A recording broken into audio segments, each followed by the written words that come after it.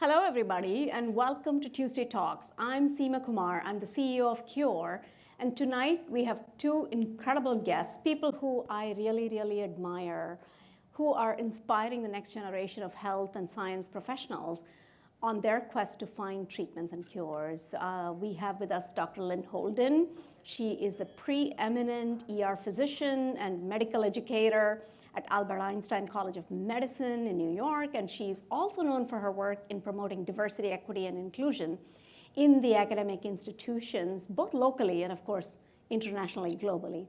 And Dr. Holden is also the co-founder and the president emeritus of Mentoring in Medicine, which is what we're going to talk about today, a nonprofit organization that she founded with entrepreneur Andrew Morrison, who is sitting right beside her.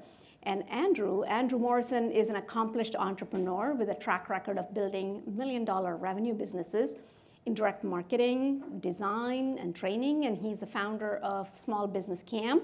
It's an entrepreneurial training and marketing services firm that provides high-impact strategies to entrepreneurs, executives, and nonprofit leaders. Dr. Holden and Dr. Andrew Morrison have transformed Mentoring in Medicine into a leading organization that educates and mentors underrepresented minority students, many of whom I had the opportunity to actually meet a few weeks ago. And these are students who aspire to pursue careers in healthcare. And your mission is to actually increase diversity in the healthcare workforce, which is so needed, and address health disparities by providing educational programs, mentorship, and resources to students from diverse backgrounds. In the past 15 years, Mentoring in Medicine has made a significant impact. And each time I read this number, I do a double take, because you have mentored over 80,000 individuals, right? From middle school into medical school, helped them get more than 550 students into medical schools, right? With about 52 who are currently enrolled in some of the top institutions, including Albert Einstein, Weill Cornell, Howard, and Cornell. And before we speak to the two of you and ask you a lot of questions, we wanted to roll this videotape and about the program that you recently held for Mentoring in Medicine. And these are graduate students who are just about to enter their residency program. So let's roll the videotape. My name is Eric Acosta. I'm graduating from Albert Einstein College of Medicine, and I will be attending Mount Sinai for residency in pediatrics in July.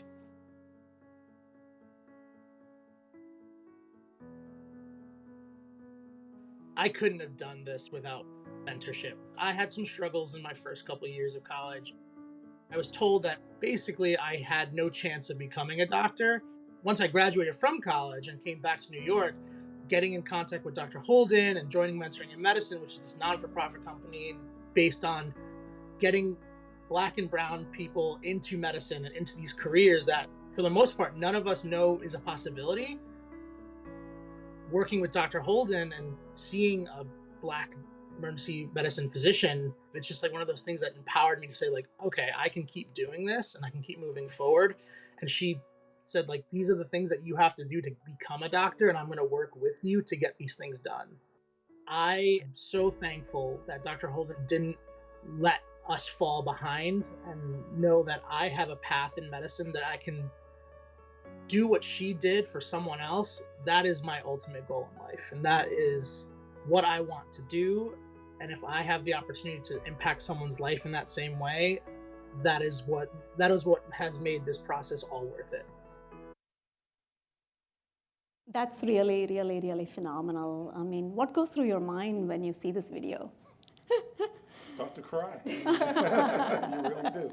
Because we've known these students since they were in high school. Yeah. And to see them really flourish is amazing. Because that's really the big thing about your program, right? It's not like you just swoop in right before they're about to enter into medical residency and then say, okay, do this, do that. You have been shepherding them through their career journey from when they were in middle school or something like that? Some of them middle school. And besides the fact it's a continuity program, so we like to start young and, as you said, shepherd them through. Also, we're not a program that we'll say we're only taking the top X%. You know, we, all comers, you're interested, you know, we're going to teach you about healthy living, about health careers, and, you know, your drive and your interest will take you where it is you want to be on your journey. But all are welcome. That's the bottom line. That's great. I mean, you know, a lot of people, you know, you can't argue with the value proposition, right? We want to see more diversity. We want more of this.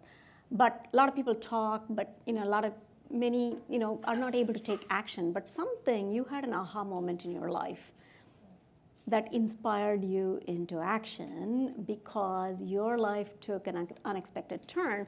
Just after, you know, giving birth to your daughter, you found yourself grappling with postpartum cardiomyopathy that led to heart failure. Tell us what happened, how that inspired you into your own career, and tell us a little bit about that story. Sure. You know, we all hear these days about the increased morbidity and mortality, illness and death of, especially... Today the governor announced a program that I saw this morning on maternal and infant mortality. It's great to see. Yeah, it is great to see that. You know, years ago when this happened, 1997, those programs were not around. But after giving birth to my daughter, I realized that 1 week later, something's wrong. When I climbed up the steps, it wasn't the same, and so. Long story short, I ended up in the emergency department where I work, and people were like, "Oh, what are you doing here? Hey, how are you doing?" I'm like, "I can't breathe." I'm here as a patient. Yes, as a patient. So it was like, you know, everyone's like, "What's wrong? We can do it." What's wrong? But the bottom line was they found out that my heart had gotten weak and I was in heart failure. And as a result of that, you know, had to stay in the hospital for a week, but really had 9 months of recuperation. And, you know, I'm very fortunate that I did recuperate because at the time, there were almost 60% of the people did not. 30% died because they were misdiagnosed or diagnosed too late, and 30% needed heart transplants. And that's a whole nother, you know, disparity or difference, you know, people of color and heart transplants or organ transplants. Yes. So that's a whole other Tuesday talk. Yes, you're right. Yes. You're right. So all of that, you know, sort of getting knocked to my knees when, you know, I was practicing emergency medicine and on medical school committees and so forth, really, it was an epiphany. It was an eye-opener. And, you know, yes, I was depressed. I was like, what am I going to do? You know, I can't even walk from point A to point B. How am I going to get back to where I was?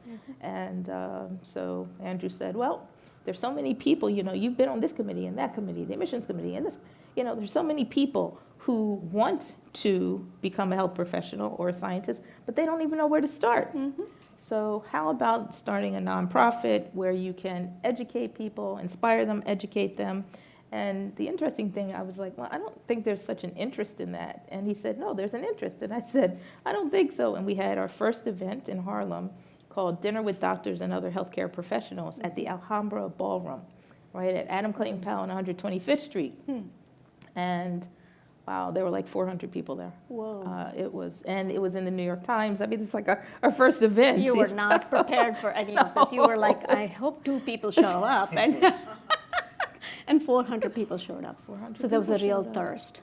There was a real thirst. And I got signs along the way, you know, that yes, maybe I was moving in the right direction with this. And it really took about 10 years for it to come to actual fruition. I always say I was when I was back practicing emergency medicine, I was taking a subway from the Bronx to Brooklyn, and I was reading Gifted Hands by Ben Carson. Oh, yes. And so we all... I used to be at Johns Hopkins. And okay. So yes, you definitely so know. Definitely met Ben when he was a young surgeon doing, you know, hemispherectomies and separating Siamese twins and things like that.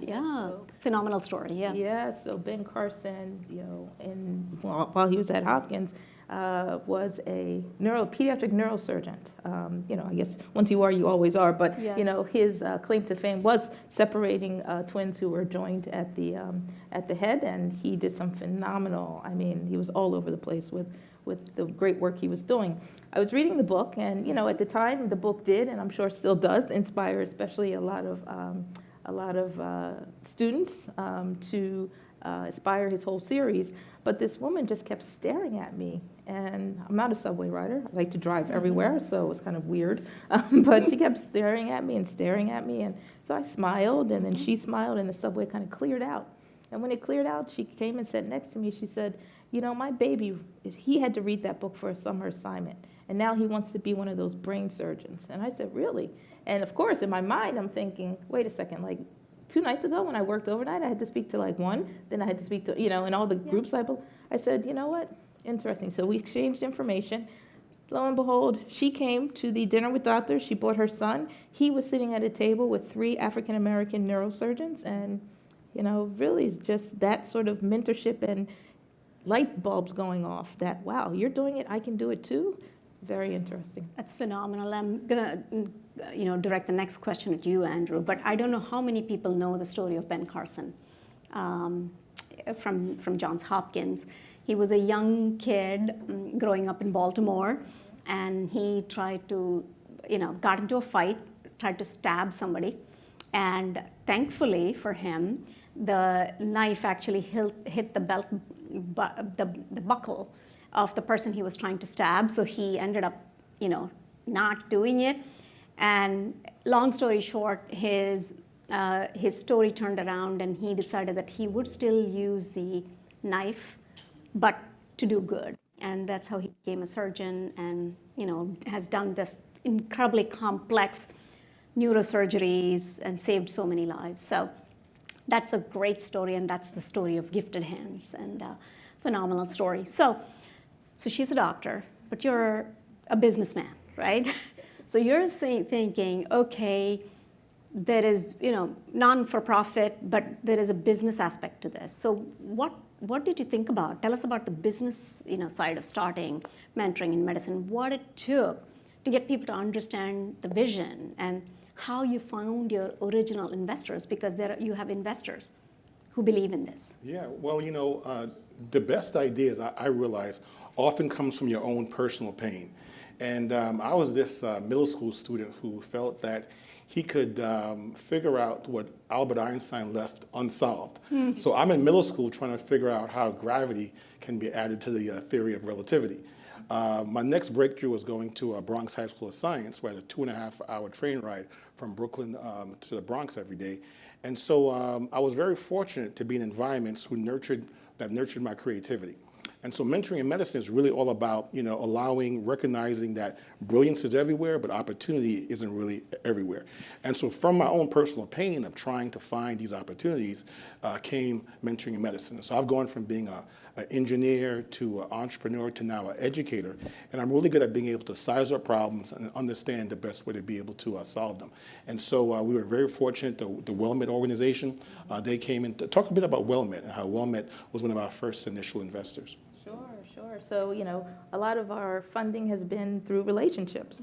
And Reverend Alfonso Wyatt, who, if you're there, hello, has been one of our mentors in the nonprofit world, introduced us to an opportunity by WellMed. So WellMed is a giving circle, female giving circle here in the city, dedicated towards social justice organizations. So they were our first funders at $50,000 and actually $25,000. And just that one anchor funder allowed us to grow. But what was interesting is I made a vow to myself. You have a bucket list. And I said, you know what, one day I want to be one of those well-met ladies. And so I'm fortunate now that I am part of that philanthropic group. So it's very great You're to be on the other side. Leadership circle. Yes, all right. Well, maybe not the leadership. I'm a member. Soon you will be.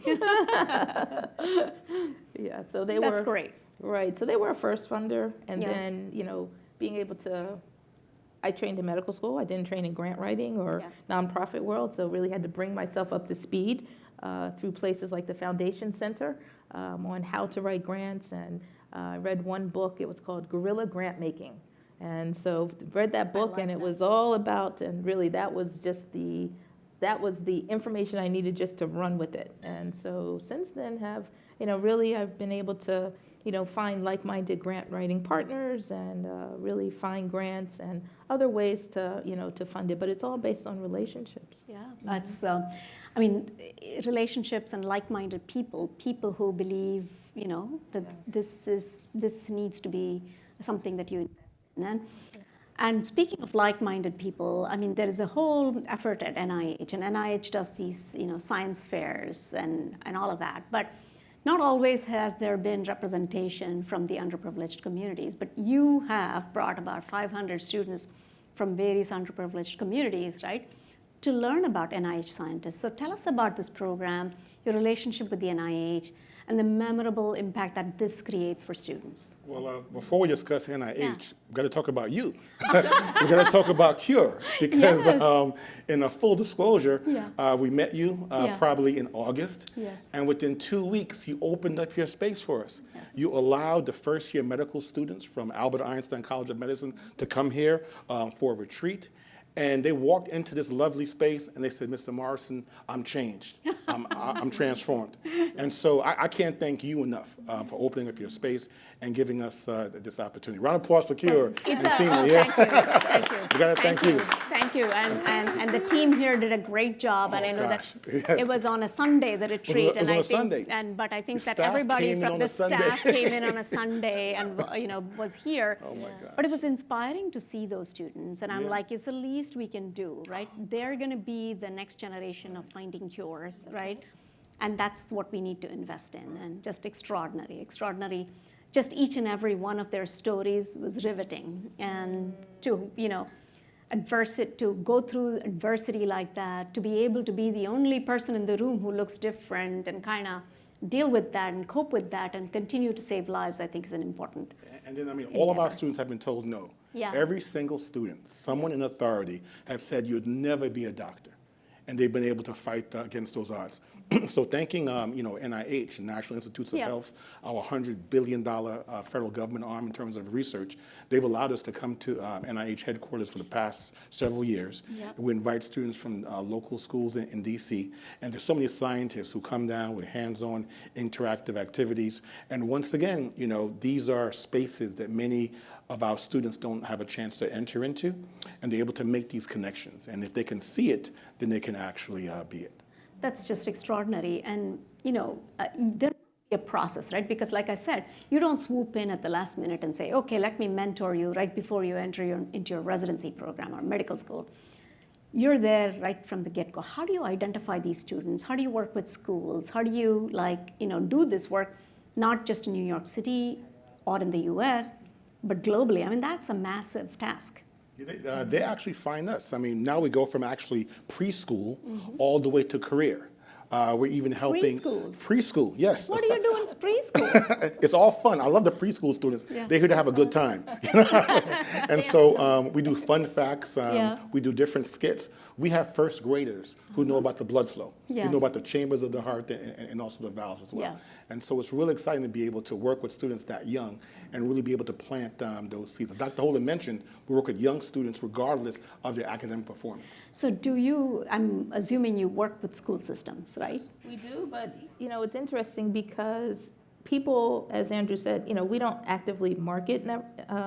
So, for example, the hairdresser may say, oh, I know about this lady that's doing this project, and maybe your child could be part of that. Or Eric, who was featured, it was actually a lady at our church, Abyssinian Baptist Church, who said, oh, you know what, I know someone, said to his mother, who can help him.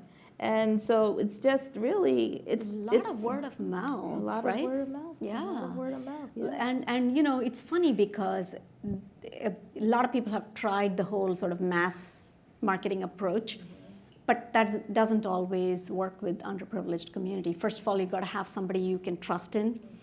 You got to be getting your hair done when somebody whispers about the importance of enrolling in a clinical trial or giving, enrolling for an organ transplant. I often tease Dr. Holden because she's a doctor, and understandably, when she goes to get her hair done, doesn't want to be known, doesn't want people to ask her questions, and she sits there very sheepishly. And I say, Lynn, you have to speak up. Yeah. Because there's a young girl who's watching television, Yes. trying to make a decision about what career she wants to become. And the fact that the doctor is in the same circle, and so, yeah, those types of relationships.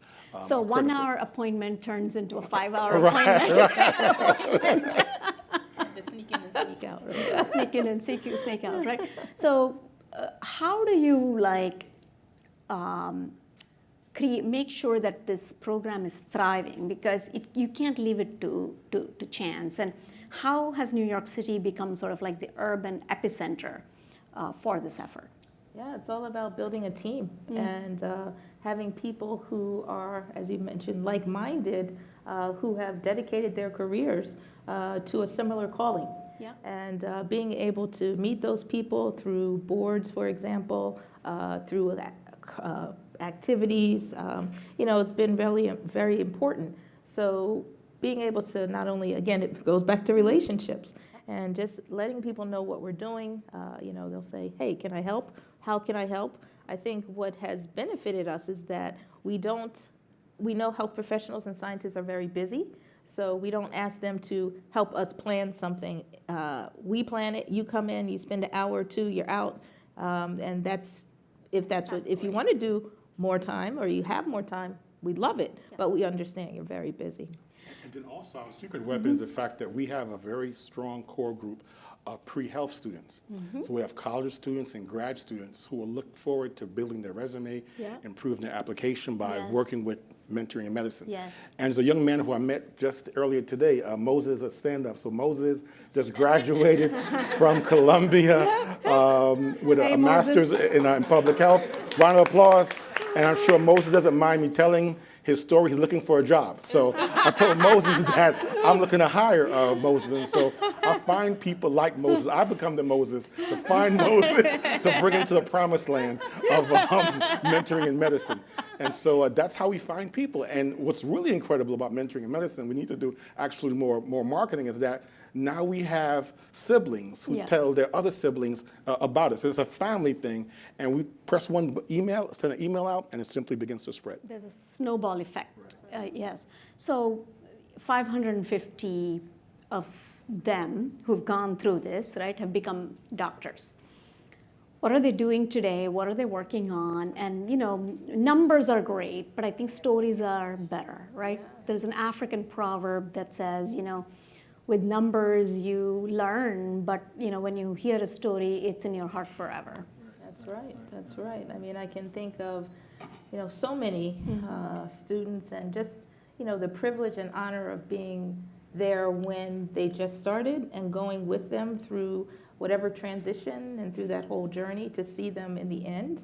There was a picture there with me of about 5 students on match day. Match day is the day that, the medical students find out where they will be in a certain specialty in the next 2, 3, 4, 5, 6, 7, 8, 9, 10 years maybe, depending on their specialty. But, each one of those students has a story. One student, born and raised in Harlem, 2 brothers shot and killed in front of that student was in that picture. That student is now at a very prominent institution doing radiology. Another student. Good. Yeah. That's great. Yeah. Because you could go in a downward spiral after an experience like that, Of course. or somebody could mentor you into making positive change in the world. Yeah. Of course. But here's what I tell our students who are now, attending, they're physicians, they're doing well. I say, I'm tired of producing doctors. I want to produce someone who becomes a CEO of a hospital system. We want to produce the yes. next SEMA, okay? So in 30 years from now, your next CEO of Cure should come from mentoring in medicine, all right? That would be great. That would be such a There you go. We That'll want to be produce such a- CEOs. Yes, that's great. That's excellent. And I'm confident that many of them will be doing that. And, right now they're saving lives and finding cures, which is just extraordinary. I have a completely different question for you. So on Friday, we were right here in this rooftop, and a bunch of congressional staffers from all over the country were here trying to learn a little bit about healthcare and about various things. And there was one individual who asked me about diversity in clinical trials. And she said, why is it so hard? And, she's a Black woman, and she's working for she's a staffer, a congressional staffer. She's like, I am trying to figure out why and what can we do or what are we not doing to actually enroll people of color in clinical trials? Because everybody understands we need this. What are we missing? It's based upon one word, and the word is trust. Bingo. And rightfully so. The medical system has, done severe harm to the psyche of African Americans, and there's a low level of trust. And what we need to do is to go to those agents that they trust, African American physicians, different trade organizations. We need to go into the barbershop. We need to go into the beauty salon and talk about clinicaltrials.gov. And so that needs to be the conversation on the corner, and then it'll be the conversation in the home, and then people will begin to be enrolled. Yeah, we faced this during the COVID-19 trials, right? Oh, yes. Trying to recruit people of color and we had to work through churches and barbershops and things like that because, you trust people who look like you. And I think that's where I think for me, this is, ripple effect in terms of having more doctors of color in the system. It helps solve so many different things, including the maternal mortality thing we talked about at the beginning, right? And the diversity in trials, in producing products that actually are tested on, a diverse population and so on. So what's next beyond mentoring in medicine and continuing to, create this pipeline of doctors? What's next for your organization? Well, keeping to my entrepreneurial roots and listening carefully to the challenge our students are facing, many of our international students have a hard time getting student loans. Mm-hmm. So imagine you're a third-year medical student, you've scored in the top 10% of your step one class, your default rate for a loan is near 0%, and no one will give you a loan. So we're actually looking at starting a lending organization, a student loan organization, to really begin to help our students. That's the next big thing. Oh, wow. Phenomenal. That's another way of enabling and removing all the obstacles, right? That's it. Yeah. Housing is a major obstacle. Many of our students, went to school upstate New York. Now they're back into environments not conducive to studying. We're looking at building the Mentoring Medicine Mansion, where students get to study, live, and also work. That's great. That's wonderful. Well, thank you for the remarkable work that you guys do. You inspire us every day, and let us know what we can do to help. And our house, Cure, is always open to your students to come and really experience. So I think that we have some questions, right, from the audience. So let's do that first. Christine. Hi, I'm Christine. Really fascinating what you've done, and really I'm inspired by what you've done in your work in mentoring all these students.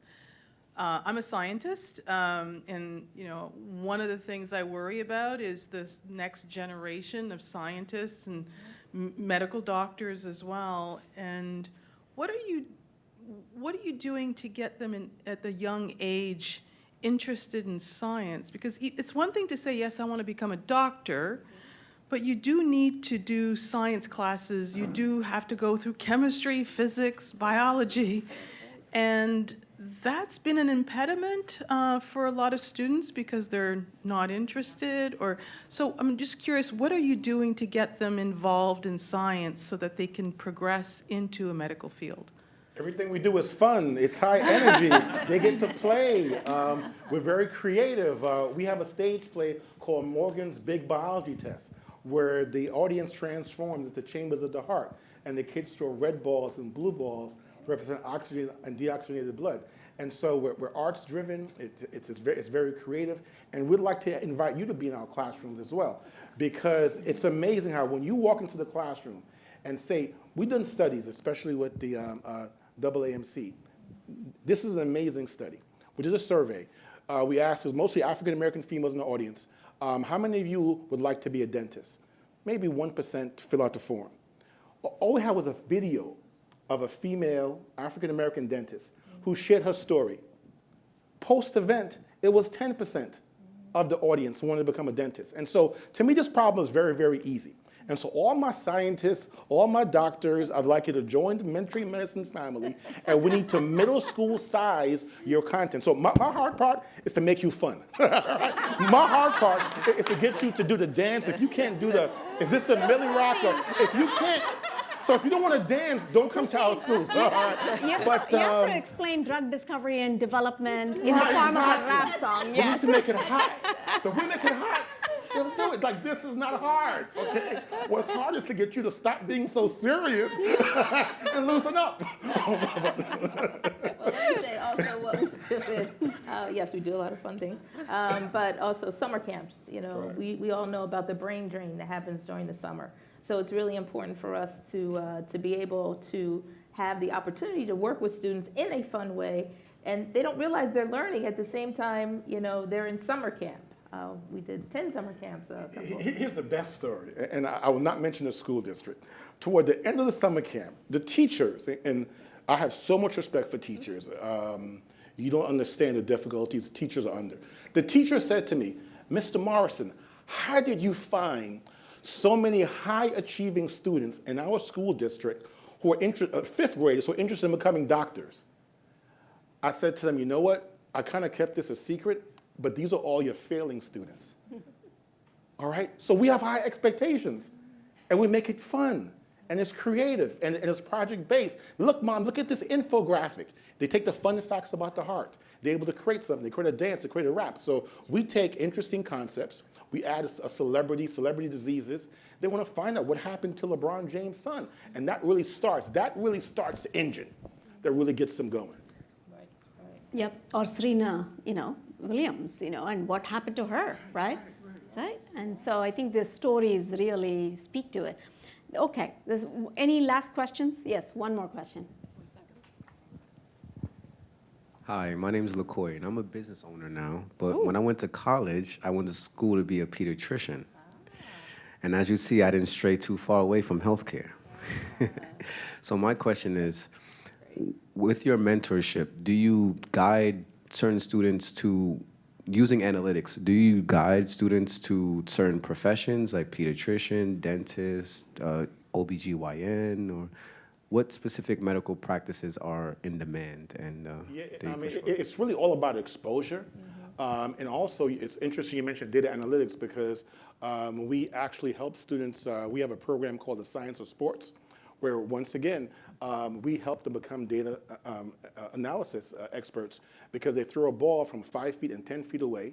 They're able to measure, their completion rate, and they create a research poster. And so we can use sports as a way to teach some of these sciences as well.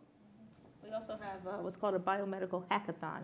And this is where we have students, again, from middle school up, and they take these very complicated papers, and they baby those papers down. So imagine, you have an author who does, a paper, NIH-funded researcher that does a paper on something very complicated, yet the middle school students are doing the vocabulary and creating, their way of helping others to learn. The high school students and the college students are working together to, really create a PowerPoint or a skit or, some cartoon. But you know what? I think Seema just agreed to host our next biomedical hackathon. Really? Yes, I think she agreed to allow us to have it. Let's give her an applause. I've been voluntold by two people who I admire. How can I say no? What's the date for it again? The whole staff has to come back on Sunday again, okay? But anyway, so that's the type of, we really try to get students involved. And again, it's project-based. They get to show off their knowledge, and they realize they may not know things, and it's okay not to know something. But through that journey of the weekend, when they're able to learn, and then it's unbelievable. Yeah. I mean, we have celebrity hosts, and they give feedback, and it's just the amount of learning, the vocabulary, it's amazing. It's amazing. That's great. That's phenomenal. And I think we are at the end of our time, but I want to thank everybody for being here. Thank the two of you for the inspiring work you do and for spending your time and your evening with us. And I think, the bar's still open, the food is still out there, so mingle, and if you have more questions, please come by and, chit-chat. Thank you all very much. Thank you.